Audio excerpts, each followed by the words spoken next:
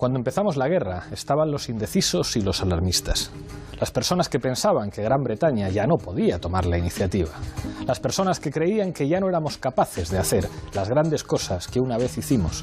Los que creían que nuestra decadencia era irreversible y que nunca podríamos volver a ser aquello que fuimos. Había quienes no lo admitían, pero que en el fondo de sus corazones tenían un miedo secreto. Era cierto, Gran Bretaña ya no era la nación que había construido un imperio y gobernado una parte del mundo. La lección de las Malvinas es que Gran Bretaña no ha cambiado y que esta nación sigue teniendo esas cualidades que deslumbran a través de la historia. Así evidenciaba Margaret Thatcher el poder simbólico de la Guerra de las Malvinas. Bienvenidos a Fort Apache.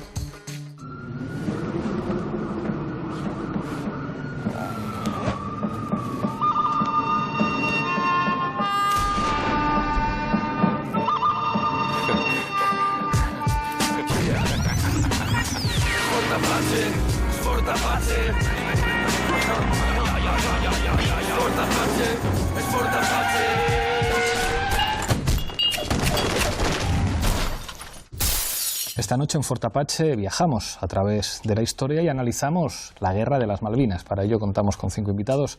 A mi izquierda uno de los habituales, Manolo Monereo. Muchas gracias por estar aquí. Gracias por invitarme, Pablo. Nos acompaña el periodista británico Martin Roberts. Bienvenido una vez más a Fort Apache. Bueno, muchas gracias por invitarme. Nos acompaña Andrea Benítez, periodista. Muchas gracias por estar aquí. Gracias a vos. Javier Francés, profesor de Ciencia Política. Bienvenido una vez más. Gracias por la invitación. Y cierra la mesa Carlos Enrique Bayo, director de Público. Bienvenido al programa. Un placer. Enseguida empezamos el debate, pero antes, en el punto de mira. Han pasado 34 años desde el fin de la Guerra de las Malvinas entre Argentina y Reino Unido por el control de las islas, y la situación aún está lejos de solucionarse. El territorio, bajo soberanía británica, sigue siendo reclamado por Argentina. El pasado año 2015, ambos bandos reforzaron su presencia militar. Además, el gobierno argentino decidió denunciar en los tribunales internacionales las explotaciones petroleras británicas en las islas. Desde la llegada de la democracia en Argentina en 1983, siempre se apostó por la vía diplomática para solucionar el conflicto. Incluso el Papa Francisco se ha manifestado a favor de esta vía. Sin embargo, la visita del ministro de Defensa británico a principios de año volvió a tensar la cuerda a pesar del interés de Macri en tener buenas relaciones comerciales con Reino Unido. Esta noche, en Fort Apache, analizamos la tensión entre Argentina y Reino Unido por el control de las Islas Malvinas. Empezamos, como siempre, en Fort Apache con la regla del minuto. Misma pregunta para los 5 invitados. Empiezo contigo, Manolo. ¿Qué estaba en juego realmente en la Guerra de las Malvinas? Yo creo que estaban en juego al menos 3 cosas. 2 cosas y una coda. La primera es que a la hora de la verdad lo que estaba en juego era el futuro de la propia dictadura, ¿no? Que yo creo que era un elemento central de ese futuro, esta fuga hacia adelante, hacia las Malvinas, ¿no? La segunda cuestión que estaba muy clara también es que a la hora de la verdad Estados Unidos tiene amigos que representan a su interés y que, por tanto, a la hora de la verdad se definió a favor de Gran Bretaña sin ninguna duda, dejando a un lado sus aliados del sur, ¿no? Que eso tiene, a mi juicio, mucha importancia. La tercera cuestión, que está también muy unida a esta historia, tiene que ver con el papel, por ejemplo, de algunos países en Latinoamérica, ¿no? Como el caso de Chile, que lo dejo ahí como una coda, ¿no? Que fue decisivo en toda esta guerra. Y luego, al fin y al cabo, la Guerra de las Malvinas fue la consolidación de la Thatcher. Sin la Guerra de las Malvinas, seguramente hubiese sido más cuestionable el neoliberalismo en Gran Bretaña. Gracias, Manolo. Martín. Bueno, es una época de la que yo me acuerdo muy bien. Margaret Thatcher llevaba 3 años en el gobierno, el paro había subido hasta las nubes, hubo una desindustrialización a saco. Margaret Thatcher gozaba de la popularidad más baja en la historia de las encuestas, todo eso. La dictadura le entregó en bandeja de plata una oportunidad para contrarrestar todo eso. Y a la hora de la verdad, pues no dudó en lanzar, toda la carne en el asador, ¿no? Era una jugada muy arriesgada, pero acabó por funcionar. Y eso cambió todo, como acabamos de decir. Es que hubo un antes y un después, y eso le permitió volver a elegirse 2 veces. Eso está muy claro. Y bueno, los británicos hemos pagado el precio. Gracias, Martín. Andrea. Sí, fue una salida sangrienta de la dictadura militar argentina, que fue tapar sangre con sangre, es decir, a nivel exterior establecer todo el conflicto bélico para tapar los 30.000 desaparecidos, la represión interna, y con ello demostró dos cosas. Una, que el ejército argentino, las Fuerzas Armadas argentinas, son harto especialistas en la represión interior. Pueden masacrar al pueblo argentino las veces que quieran. Y por otro lado, consolidó, tal como lo decían tanto Martín como Manolo, el papel de Margaret Thatcher a nivel internacional. A pasar a un lugar de liderato internacional en todos los aspectos, porque de ahí en más fue la persona más influyente en Estados Unidos según las encuestas. Gracias, Andrea. Javier. Bueno, como ya se ha dicho, yo creo que lo que estaba en juego finalmente fue la restauración de dos gobiernos, uno conservador y el otro reaccionario y genocida, digamos, ¿no? Hay una diferencia. Uno era al fin y al cabo un gobierno democrático, el otro una dictadura sangrienta, ¿no? Eso fue lo que estuvo en juego y digamos, el gobierno de Thatcher finalmente lo logró, ¿no? Estaba la huelga de los mineros también en esa época, que se suma a todo lo que se ha dicho aquí ya muy bien. Y en el caso de la dictadura argentina ya había fracasado, digamos, se veía el fracaso del plan económico, ya empezaba a haber algunos movimientos sindicales muy tibios, pero empezaba a verlos para lo que había sido. Y ahí el problema también es, a mí me gustaría subrayar lo que estaba en juego, lo que estuvo en juego inicialmente para el pueblo argentino, que fue una especie de nacionalismo escolar que por suerte en un sentido no tuvo éxito, ¿no? Gracias, Javier. Mayo. Bueno, evidentemente fue una huida hacia adelante de la dictadura argentina, convencida de que para el imperio marítimo en declive que había sido Reino Unido, quedaban fuera del alcance de la posibilidad de que recuperasen esas islas por la fuerza militar. Lo que no tuvieron en cuenta es que para las superpotencias en una plena guerra fría, para la superpotencia estadounidense, aquello era un precedente que no se podía tolerar, porque si se toleraba que cualquier régimen, daba igual que fuera dictatorial o no, digamos tercermundista, como pensaban ellos que era, recuperase por la fuerza un territorio colonizado por una de las grandes potencias del Consejo de Seguridad de la ONU, eso era intolerable. El precedente no se podía tolerar y, por tanto, Estados Unidos violó la propia doctrina Monroe, la de América para los americanos, y apoyó a la Royal Navy, y gracias a ese apoyo logístico y militar norteamericano, pues se demostró que no iban a dejar de ser la superpotencia. Claro, ahí os quiero preguntar porque hay una cierta tensión entre las consecuencias en clave de política interna, tanto en el Reino Unido como en Argentina, que son evidentes. En el caso del Reino Unido se refuerza a Margaret Thatcher, pues en un momento eso de baja popularidad, se refuerza su proyecto político. Hay una imagen de la vuelta de los soldados británicos con una pancarta que dice: si no dejan la huelga a los mineros, a lo mejor nos ponemos en huelga a los militares, como digamos en un empujón ideológico claramente a favor de Margaret Thatcher. Y en el caso de Argentina, pues se acelera el fin de la dictadura, la llegada de Alfonsín, pero claro, había que atreverse. Digamos que esto, una vez que ocurre, está bastante claro, pero a priori hay, digamos, dos audacias paralelas que a priori no permitían imaginar que el desenlace fuera a ser obviamente ese.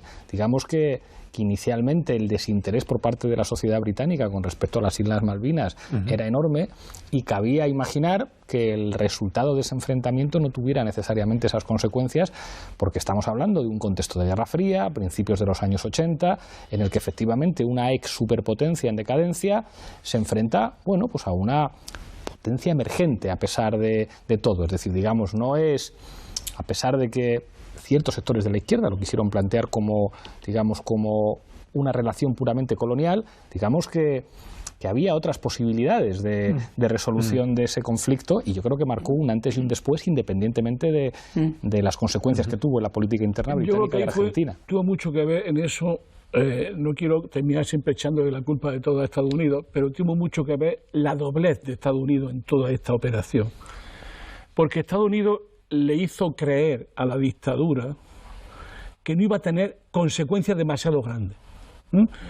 No quiero entrar en el análisis de la conspiración, que ya lo sabía la Thatcher y por tanto necesitaban. No, porque ahora se han desclasificado una enorme cantidad de material sobre esa guerra y sabemos las dudas, las ambigüedades, los problemas que tuvo la propia Thatcher para decidirse a intervenir militarmente precisamente por la crisis interna que estaba viviendo.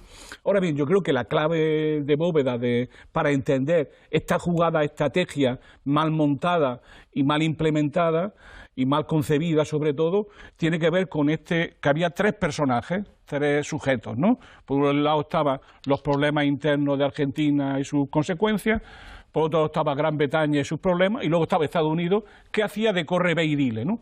Hay un dato impresionante, que es que Gualtieri se reúne con Alexander Haig, que aquí en España conocemos bien, Alexander Haig, entonces le explica todo lo que piensan hacer, con detalles muy pequeños de lo que pensaban hacer, cómo hacerlo y más, y el mismo Alexander Haig se va a hablar el otro día con la Thatcher y se lo cuenta al completo y le dice, o van a hacer esto, van a hacerlo esto, tal. Es decir, que le dieron la sensación a los dirigentes argentinos de que no iba a haber grandes consecuencias, le dieron crear la ilusión que podían cobrarse esa pieza sin grandes costos y, por otro lado, yo creo que le vino maravillosamente a la Thatcher porque se dio cuenta en un momento que aquí estaba su salida, ¿no? Y yo creo que el problema de fondo era una mala percepción de la jugada de los militares argentinos y yo creo que en gran parte por Estados Unidos, ¿no? Martín, Andrés, Javier. Bueno, la invasión argentina no fue del todo descabellada, ¿no? Porque antes Gran Bretaña pues había recortado el presupuesto militar, había retirado un portaaviones. Bueno, un portaaviones por ahí. Y los argentinos llevaban comprando material militar a Israel, a Alemania un montón de tiempo. Y a Gran Bretaña. Y a Gran Bretaña. Y a Gran Bretaña también, ¿no? Y además, pues también en negociaciones, pues la postura de Gran Bretaña no fue nada clara, ¿no? Entonces, por esa parte no fue del todo descabellado. Mi memoria de Alexander Haig, de su visita a Margaret Thatcher, es otra, que no estaban nada de acuerdo en un principio. Entonces, yo de eso deduzco que Estados Unidos en un principio no apoyaba precisamente, ¿no? Lo que iba a ser una aventura británica postcolonial, porque sobre todo fue la primera desde Suez en el 56, que había sido un fracaso total, precisamente porque Estados Unidos retiró su apoyo, ¿no? O sea que el papel pues, imperialista tanto de Gran Bretaña como de Francia iba a ser muy, muy reducido, ¿no? Tras esa época. Y bueno, también habría que recordar que, bueno, en ese contexto, bueno, nadie pensaba que iba a haber otras aventuras parecidas, ¿no? Después de 25 años, yo nací y crecí pensando, y después de la descolonización de África, eso se había acabado, pero no. Y otra cosa, no solo permitió la reelección de Thatcher 2 veces, sino eso abrió el camino a otras aventuras como hemos visto en el Golfo. Claro. Andrea. Sí, yo quería remarcar algo o profundizar en algo que justamente mencionaba Javier, ¿no? El nacionalismo que agarró como un ventarrón al conjunto de la sociedad, hostigado, inducido por el borracho de Galtieri, ¿no? Porque era un dictador sangriento, todos ellos eran, todas las distintas juntas, y esta parte se caracterizaba por salir borracho al palco, ¿no? Para hablar. Y efectivamente había toda una instigación fascista, ¿no? de la movilización, a tal punto que las madres de Plaza de Mayo, que se manifestaban todos los jueves, irremediablemente por la reivindicación de justicia para los desaparecidos, salían con un cartel pequeño que decía: las Malvinas son argentinos, argentinas, los desaparecidos también. Las madres de Plaza de Mayo les tiraban piedras, les rompían los carteles, las pegaban en el medio de la plaza, y realmente fue una degradación social espantosa por parte de sectores populares, y también algunos de la oligarquía que, fascinados por Hollywood y Estados Unidos, siempre tenían la confrontación con lo europeo, ¿no? Apostaban a Miami, etcétera.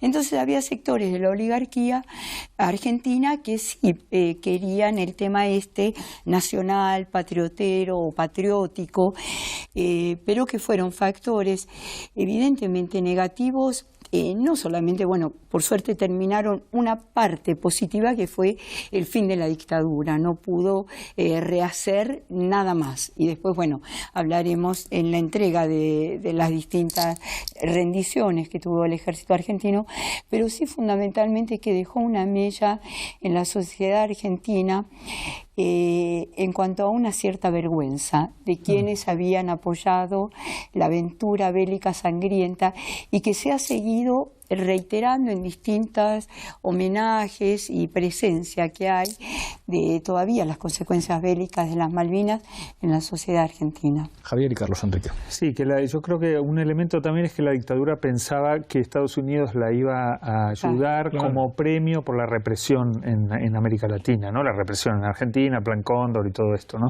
Pero bueno, eso no se produjo. Y yo creo que hay otro elemento que es importante también, que es el sueño de muchos militares sobre la base de una mala lectura de lo que había sido el peronismo, de reeditar aquello, ¿no? Entonces, precisamente hay una manifestación popular, se llena la Plaza de Mayo, hay dos manifestaciones, bueno, tres. Hay dos a favor y una al día de la rendición, pero la más fuerte es, creo que el 10 de mayo, que se llena la Plaza de Mayo con sindicatos, partidos de izquierda, gente, digamos, ciudadanía. Todos los partidos de izquierda. No todos, pero bueno, en fin, la izquierda ahí tuvo un papel bastante negativo, digamos, ¿no? Y se puede ver en YouTube, ¿no? Y claro, la figura de Galtieri, no hablando a la gente, no en una especie de diálogo, sino como si fuera un cuartel, es patético, digamos, ¿no? Pensar que el peronismo se había construido sobre esa base de un liderazgo que todavía, bueno, cuando se habla de populismo se remite a estas cosas todavía, a la demagogia, era evidentemente una mala lectura. Y luego un último elemento, la reivindicación de Malvinas es un elemento de nacionalismo transversal, digamos, ¿no? Nosotros lo aprendíamos, supongo que todavía, lo aprendíamos en los colegios como, bueno, las Malvinas son Argentina, las 200 millas de exclusión y ya está, digamos, ¿no? Entonces era una carta que siempre estaba ahí disponible para jugar, ¿no? Aunque se había apostado siempre a la negociación y venía trayendo buenos resultados, porque incluso en Inglaterra en los últimos años había incluso ensayado una posibilidad de un alquiler de las islas, digamos, tuvo interés por el tema de Thatcher, ¿no? Claro. Yo creo que tenemos que valorar también la situación geoestratégica global del planeta en aquel momento. En los años 80 es cuando se pone en marcha esa carrera armamentística absolutamente loca, hasta algunas de los proyectos absolutamente irrealizables, como la guerra de las galaxias famosas, que está dirigida en parte a cercar y a arruinar a la Unión Soviética.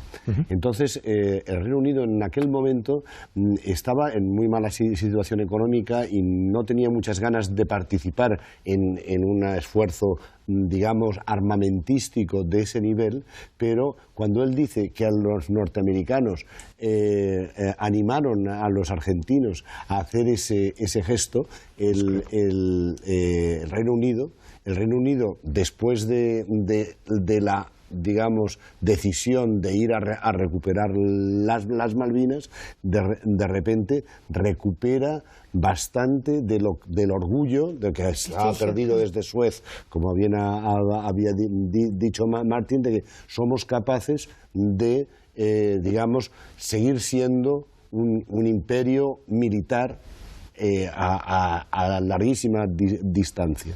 Que Estados Unidos puede haber tanto impulsado, animado a los militares argentinos a ir a una aventura que estaban convencidos de que iban a perder porque el ejército argentino no tenía ninguna capacidad para enfrentarse a un ejército realmente desarrollado como el del Reino Unido, y que luego Estados Unidos pudo haber también animado a Thatcher, sí, ves para allí porque nosotros te vamos a ayudar. Yo sospecho que eso fue también una jugada bastante maquiavélica por parte de los Estados Unidos. Bueno, yo discrepo nada más en un punto, que la memoria que yo tengo de Margaret Thatcher es que desde el primer día, o incluso antes de su investidura como primera ministra, estaba, bueno, una guerrera fría total, ¿no? Es que no hacía falta animarle en ese sentido, ni mínimamente, ¿no? Estaba muy por la labor armamentística desde el primer minuto. Incluso desde antes, pues nada más una señal, es que yo me acuerdo, y eso fue básicamente el detonante en Gran Bretaña del movimiento pacifista. Fue el gobierno sacó o desempolvó pues una serie de panfletos acerca de cómo supuestamente los ciudadanos podíamos guarecernos contra un ataque nuclear en nuestro... ¿no? Eso, proteger y sobrevivir. Eso lo había sacado desde el año 80, antes de Reagan incluso. No, ella estaba muy antisoviética y muy por la labor. De todas maneras, ¿te acuerdas que digo porque merece la pena recordarlo, esa cosa le sirvió a Epi Thompson para escribir una cosa que sigue siendo fantástica hoy, se llama Protesta y sobrevive, que es justamente la alternativa que Epi Thompson, que es el origen del movimiento pacifista moderno en toda Europa. No, él escribió la y que tenía que ver con lo que decía muy bien Bayo, que era la cuestión de la guerra de la galaxia y sobre todo de los Kulsen y de los Pershing que se estaban imponiendo aquí. Por cierto, con todo el apoyo de la socialdemocracia vida por haber, empezando por la española. De acuerdo, pensando... Martín, yo no me refería a que Thatcher no quisiera y no fuera guerrera en eso. Ella, por supuesto que sí. Pero la sociedad británica, en su conjunto, estaba agotada. Tenía yo me refiero a la sociedad británica, no a Margaret Thatcher. No, eso es muy otra cosa. Estoy totalmente de acuerdo con eso. Apuntar, citabais a Epi Thompson, Lee Hobsbawm tiene un artículo del año 83 que se llama Falklands Fallout, en el que pone encima de la mesa un problema que yo creo que opera paralelamente como desgracia tanto para la izquierda británica como para la izquierda argentina, que es el problema del patriotismo como fenómeno político. Una cosa que coloca a la izquierda británica completamente desarmada ante el éxito popular de la Guerra de las Malvinas y el ejemplo que ponías tú de buena parte de, pues seguramente una de las contradicciones del peronismo de izquierdas en Argentina, de decir, hombre, si es con Malvinas podemos ir a escuchar a un sinvergüenza a la Plaza de Mayo y buscar una suerte de unidad nacional mientras arrojan a desaparecidos al mar, que eso también revela las dificultades de la izquierda para lidiar muchas veces con ese fenómeno político del patriotismo, que es enormemente popular y enormemente peligroso cuando está en manos de las élites. Y yo creo que es una cuestión no resuelta todavía. Absolutamente.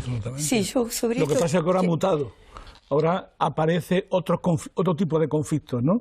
Porque antes era relativamente más fácil para los poderes, porque era la confrontación contra la Unión Soviética, ¿no? Eso funcionaba mejor.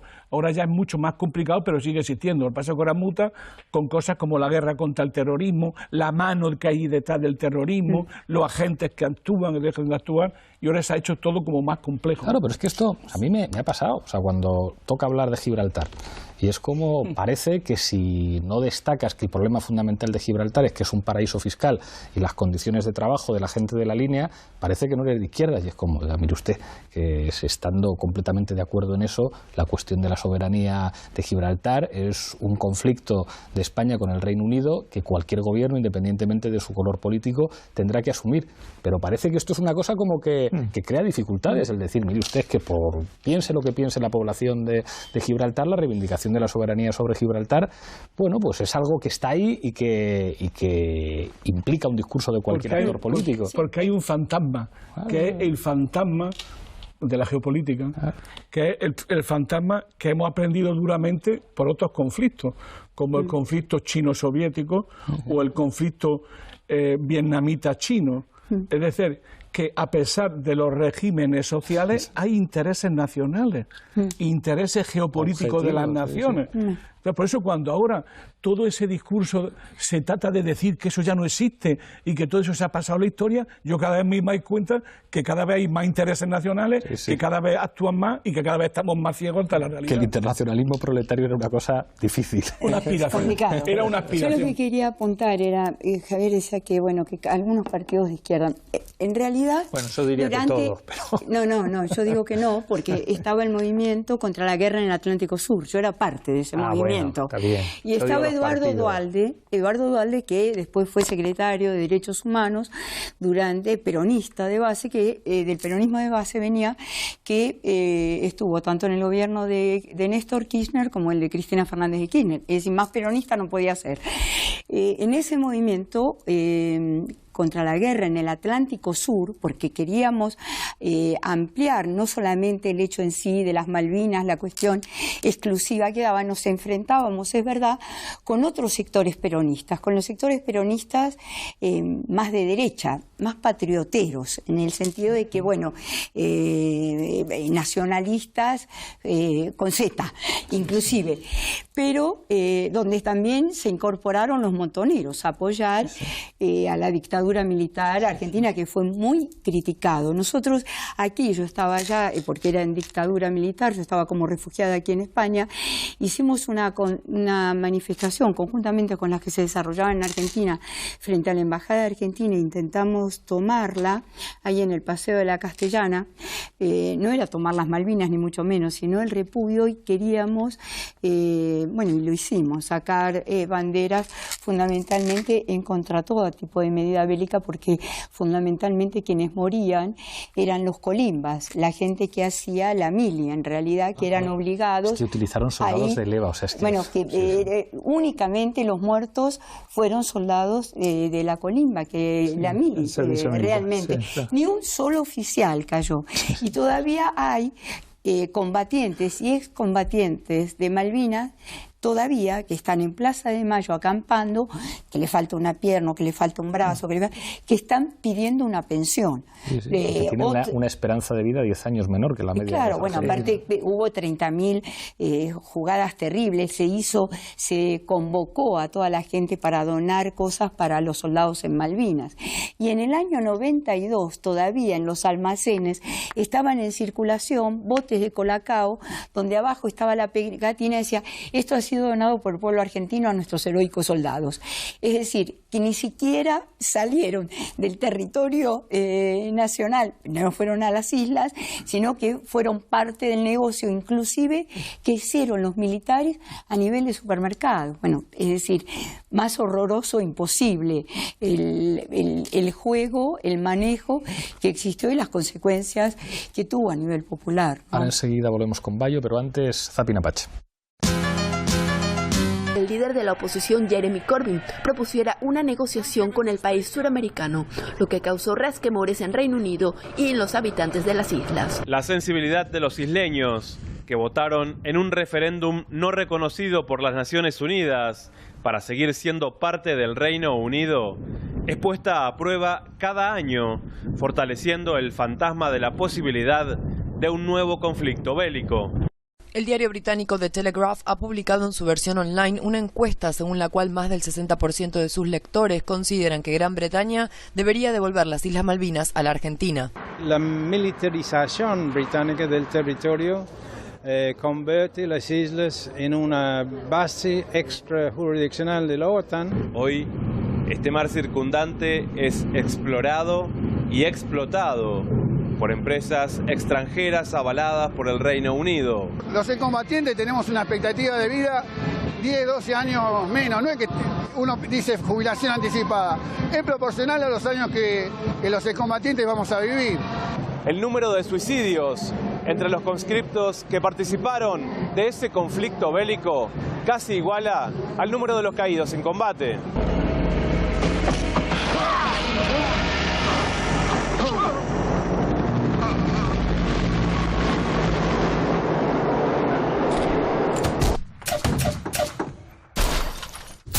Bayo y Martín. Yo querría actualizar el tema de las Malvinas ahora con el Brexit.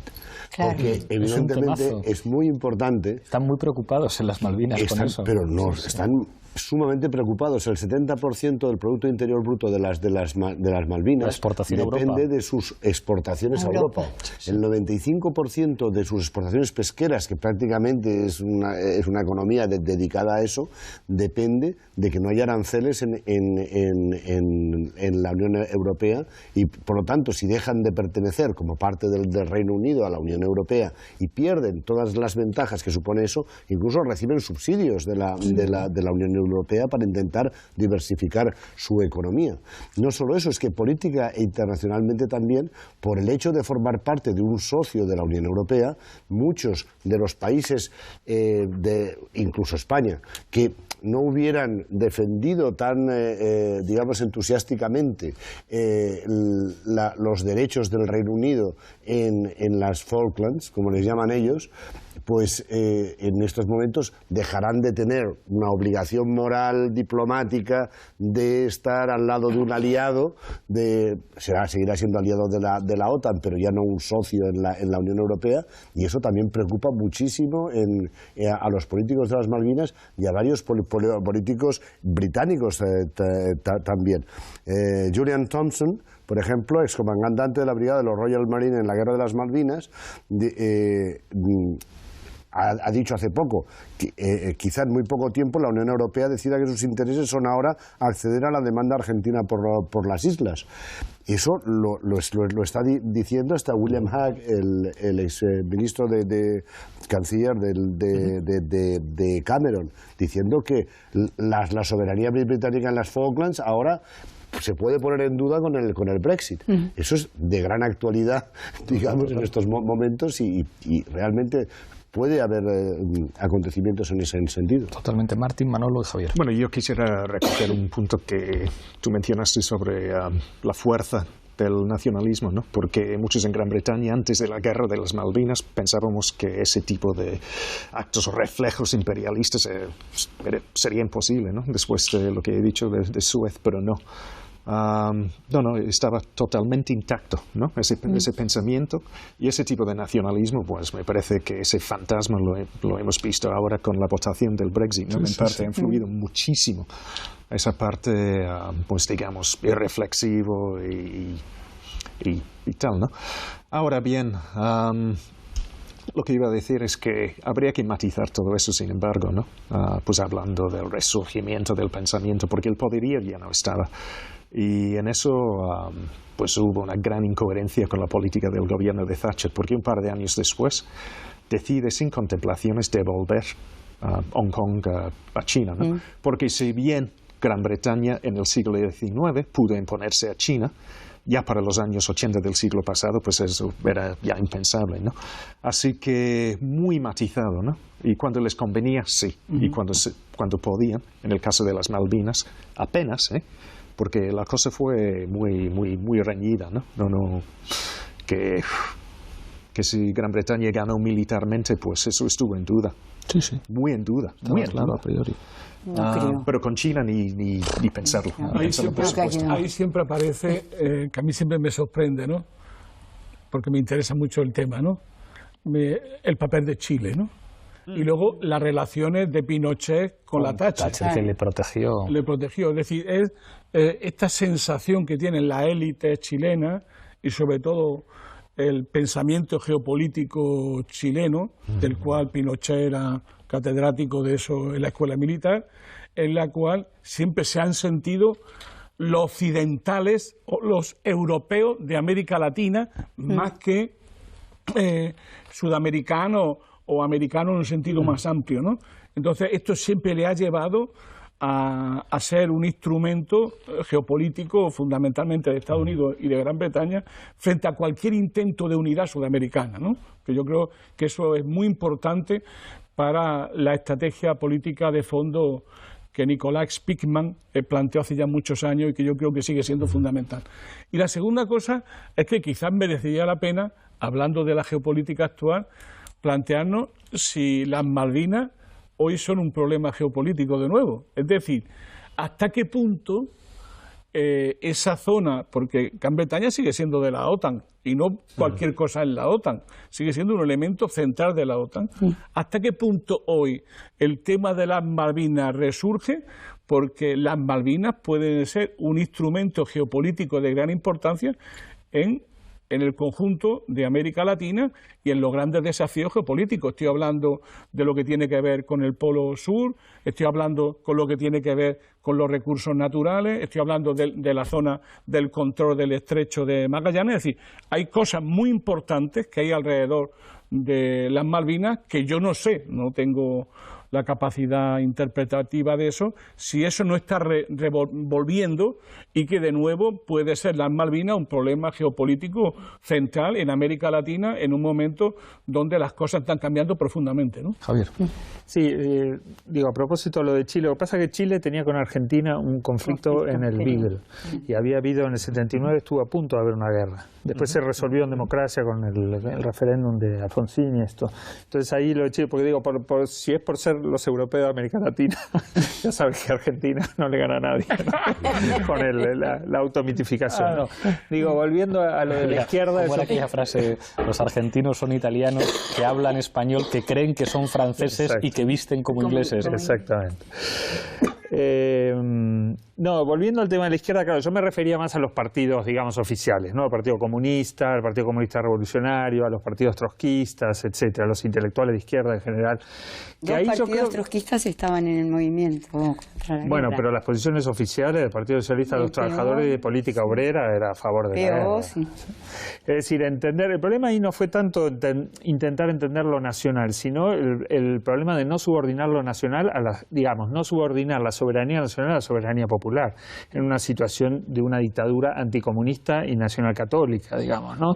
Y hacer una lectura del fenómeno Malvinas como una guerra de liberación anticolonial que era como mínimo forzado y poco riguroso en los términos de la propia izquierda, digamos, que ahí no había ni población argentina, ni era un territorio clave económicamente, ni por el lugar geopolítico, ni por lo que se producía, en fin, había una serie de elementos ahí que ni Inglaterra era el país imperialista clave, digamos, en el comercio con Argentina desde antes de la Segunda Guerra Mundial. Quiero decir que era ahí hubo dos, yo me gustaría decirlo porque bueno, uno más conocido que el otro, pero hay dos intelectuales de izquierda que se opusieron, uno desde el anonimato, que fue Carlos Brocato, que escribió un panfleto en el buen sentido de la palabra, que hizo circular, y el otro fue León Rosichner, digamos, ¿no? Fueron los únicos que... Osvaldo Bayer. Y Osvaldo Bayer, efectivamente, y Osvaldo Bayer, desde luego. Pero digo, y un dato de color. Montoneros no solo apoyó la guerra, sino que se ofrecieron. Y en España intentaron. La operación Algeciras. Eso es lo que iba a citar como elemento. Hay algún documental por ahí que anda dando vuelta que es muy, muy interesante. Y la reacción del gobierno español, porque esto se podría hacer una película, es muy cómico, porque le detienen por casualidad. Claro. El tipo cuenta su historia, le llega la información al gobierno español que decide no procesarlo, lo montan en un avión, lo llevan a Argentina y dicen no queremos saber absolutamente nada. Exacto. Andrea. Bueno, el tema de la reivindicación por parte histórica de la Argentina y esto que hablaba familiarmente, nosotros en el colegio primario, en el secundario, en la universidad, hablábamos de las Malvinas, pero como una cosa retórica, lejana, no. Yo incluso, estando en el instituto, habíamos hecho un viaje y era salir desde Ushuaia a ver las Malvinas. Eran inglesas, por supuesto, y era bárbaro porque te metías en un barco, toda una niebla terrible, y había un señor que te decía, ven, ahí está la patria, ahí están las Malvinas. Daba vuelta el barco, no veías absolutamente nada, te morías de frío, pero toda una consternación, una cosa muy patriotera, muy así. No, yo lo que sí quería apuntar, creo que es verdad el tema. Primero, que las Malvinas pertenecen a la OTAN, nos gusten o no, son de la OTAN. Es verdad lo del Brexit, que hay una gran preocupación, que es verdad que tienen lo del pescado, pero también tienen una producción ganadero-lanar muy interesante, que es todo, bueno, prácticamente todas las ovejas y toda la cosa caprina que crece en el sur, en la Patagonia Argentina, donde, bueno, hacen unos tejidos preciosos, que es parte de lo que ellos negocian, inclusive con la Unión Europea. Pero sí el tema de cómo siguió trascendiendo socialmente, ¿no? Bueno, Osvaldo Bayer fue uno de los grandes intelectuales que estuvo imbricado con el tema patagónico desde el origen, desde que, bueno, los obreros anarquistas se levantaron contra los patrones, ahí estuvo Bayer, bueno, relatando y haciendo toda la crónica histórica y la aportación. Y de las Malvinas se opuso totalmente y fue censurado, no solamente por el gobierno, que no le permitieron sacar el volante o la declaración que había sacado, fue publicado en Alemania, solamente en Alemania, Francia tampoco, porque Francia apoyaba a Inglaterra, porque era un llamado a la paz. Incluso convocó a muchos otros intelectuales, la Fundación Bertrand Russell, por ejemplo, histórica, de sacar a los refugiados productos de las guerras, se pronunció por la paz, por el fin del conflicto bélico. Lo que sí quería apuntar, que tanto que decías que hay que ver militarmente que la Argentina algo hizo. Sí, bajó un par de aviones, pero a nivel de muertos, 650 argentinos están contabilizados, estos conscriptos, 3 isleños, y por parte de los ingleses, 273 ingleses, nada más. Sí, 255. 73, bueno, lo que nosotros las negociaciones estudiamos del día de ayer, bueno, 200 y pico. 200, más que duplica el número de muertos argentinos, ¿no? Pero bueno, tampoco es una cuestión luctuosa de decir, bueno, no, es bastante ejemplificativa en el sentido que quería apuntar, que todos fueron soldados conscriptos, ni un solo oficial. Los oficiales, por el contrario, los que firmaron la rendición incondicional y sin tirar un tiro, fueron Alfredo Astiz, torturador de la Escuela de Mecánica de la Armada, Mario Benjamín Menéndez, que era un represor en Tucumán, escandaloso. Bueno, se murió durante el juicio, ni siquiera fue condenado. Pero bueno, terribles monstruos torturadores que a su vez aplicaban la misma metodología de represión y tortura a los conscriptos cuando querían retirarse de las trincheras, donde los mandaban a morir con el frío, con el hambre y bajo la balacera inglesa, ¿no? Es que 123 de estos soldados que murieron en las Malvinas siguen sin haber sido identificados. Claro, en estos momentos no se repatriaron los cadáveres.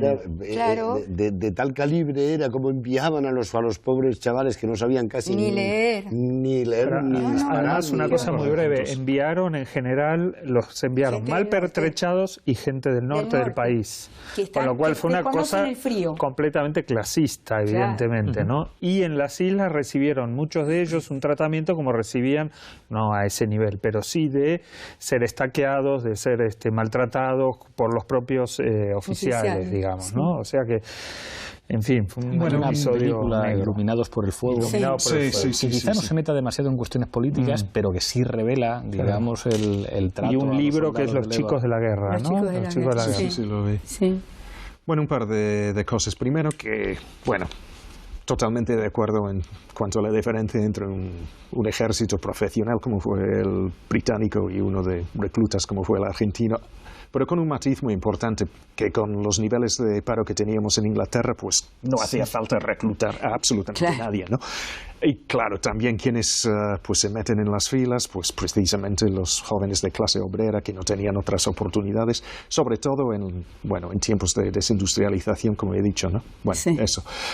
Otra cosa, muy a diferencia de Argentina, yo creo que antes de la guerra, apuesto lo que sea, que lo menos 9 de cada 10 británicos ignoraban totalmente la existencia de las Malvinas, claro. Como el perejil, claro. No, y bueno, me parece que fueron, todavía tenemos 13 territorios en ultramar, como se les conoce oficialmente, o colonias, para que nos entendamos, ¿no? Pero aparte de las Malvinas ahora, Gibraltar, por supuesto, y las Bermudas, yo ignoro lo confieso, ¿no? Me parece que son islitas por ahí, archipiélagos, que la historia se les ha olvidado, ¿no? Y ahora yo creo que antes de la guerra, yo creo que una solución diplomática hubiera sido posible. Claro. Que iba encaminada. Dejar correr el tiempo precisamente porque la gente ignoraba su existencia, ¿no? Pero también la relevancia económica de las islas también me parece nula. Por eso yo también quisiera remitirme a un dicho de Borges que me parece que remonta a la guerra, ¿no? No fuera por los muertos, es que él dijo que era el pleito de dos calvos por un peine. Sí. Correcto. Totalmente. Verdad, sí. Sí. Estamos llegando al final, volvemos a la regla del minuto, un minuto de conclusiones para cada uno. Empiezo contigo, Bayo. Bueno, yo quiero insistir en lo ejemplarizante para las superpotencias que fue eso. No se puede comparar con Hong Kong porque es que China era una superpotencia. Es decir, los que forman parte del Consejo de Seguridad de la ONU no pueden permitir que ninguna otra, y en estos momentos está ocurriendo con Brasil, con India, con todos los BRICS, no les pueden permitir tener la osadía de enfrentarse a ellos. Y también que fue un ensayo general de la manera además más terrible y más cruel. No hemos mencionado al general Belgrano, pero claro, utilizaron sus Exocet, utilizaron sus Harrier, utilizaron una altísima tecnología, aparte de un ejército profesional, con ingenieros de alto nivel, frente a pobres reclutas allí, pero para demostrar que no se podía de ninguna manera desafiar a esas superpotencias del Consejo de Seguridad. Y eso todavía rige en estos momentos, lamentablemente. Javier. Bueno, yo diría que la guerra dejó, por lo menos intentando darle la vuelta al asunto, tres cosas buenas, digamos, ¿no? El poema de Borges, Juan López y John Ward, el disco de Pink Floyd, de Final Cut, y la democracia en Argentina, digamos, ¿no? En Argentina fue un corte muy grande la guerra de Malvinas, ¿no? Luego quizá remata, porque el desprestigio de las Fuerzas Armadas fue casi total. Lo que terminó de rematar fue el juicio de las juntas, digamos, cuando se supo claramente lo que había ocurrido con la represión ilegal, ¿no? Pero fue un corte muy grande en el sentido que permitió asociar la idea de que cuando no hay democracia hay guerras, hay represión ilegal, bueno, hay hiperinflación, después supimos que podía seguir habiendo aún en democracia, pero digamos generó un prestigio para la democracia y fue lo que ayudó en buena medida a Alfonsín, que fue uno de los pocos que no apoyó, a trazar una frontera con el pasado y construir una época nueva. Gracias, Javier. Andrea. Sí, bueno, lo importante es que creo que efectivamente coincido que una de las cosas que dejó fue el fin de la dictadura militar. Eso, lástima que tuvo un coste. Evidentemente un coste humano en los soldados que murieron, pero sí también el poner en manifiesto y en evidencia el rol que había tenido el ejército argentino, que no era como el inglés que participó en 2 guerras mundiales y había construido un imperio con sus armas, sino que por el contrario el ejército argentino era un ejército único y exclusivamente represor del pueblo argentino. Y por el otro lado, yo creo que todavía ha quedado una deformación del tema de la patria, que otro día hablaremos de ello, en la sociedad argentina, porque las aventuras que hubo con las Malvinas siempre fueron de derecha, siempre. Gracias, Andrea. Martín. Bueno, aparte del legado que ya he comentado del nacionalismo y el reflexivo que hemos visto últimamente en el Brexit, y también haber afianzado al gobierno de Margaret Thatcher y su proyecto neoliberal, lo que preocupa un poco con miras al futuro es que tampoco ha cambiado el sentir de la población británica, ¿no? Que yo veo que hace casi imposible una solución diplomática, ¿no? Porque una encuesta que tengo aquí del año 2013 para coincidir con el referéndum, y ya sabemos que tanto a Cameron le gustaban los referéndums, ¿no? Todavía arroja una mayoría a favor de, bueno, retener la soberanía, entre comillas, de las Malvinas, y también una mayoría dice que estaría dispuesta a lanzar otra invasión, otra acción militar para recuperar las islas, caso fuera necesario. Gracias, Martín. Manolo. En el material que se ha desclasificado queda claro que el Belgrano fue decisión personal de la Thatcher, destruirlo. Eso queda meridianamente claro. Quizá merecería la pena que ahora coinciden dos cosas, ¿no?, en América Latina, ¿no? Una es el aniversario de la independencia y la otra es el fin del ciclo progresista, ¿no? Hace una reflexión sobre esos dos lados, ¿no?, que tiene mucha importancia, ¿no? En primer lugar, aparece lo que son los ejércitos en Latinoamérica, ¿no?, y sobre todo el gran ejército argentino, ¿no?, que sirven para reprimir a sus poblaciones. Son ejércitos perfectamente incapaces de intervenir en un plan estratégico sobre enemigos supuestos internacionales. Sirven sobre todo de instrumento último de represión interna. Y la segunda, la actitud de Macri en este momento, que refleja muy bien la subalternidad. Es decir, cuando se acaba el ciclo progresista, lo que aparece es la subalternidad de Estados Unidos y, en este caso, alineamiento con Gran Bretaña, ¿no?, que es un poco vergonzoso, ¿no? Muchísimas gracias, Manolo. Bueno, esa concepción del ejército la conocemos bien en España durante todo el siglo XIX y el siglo XX como un ejército principalmente dirigido a la represión interior. Muchísimas gracias a los 5 por este debate. Nos veremos aquí la próxima semana en Fort Apache.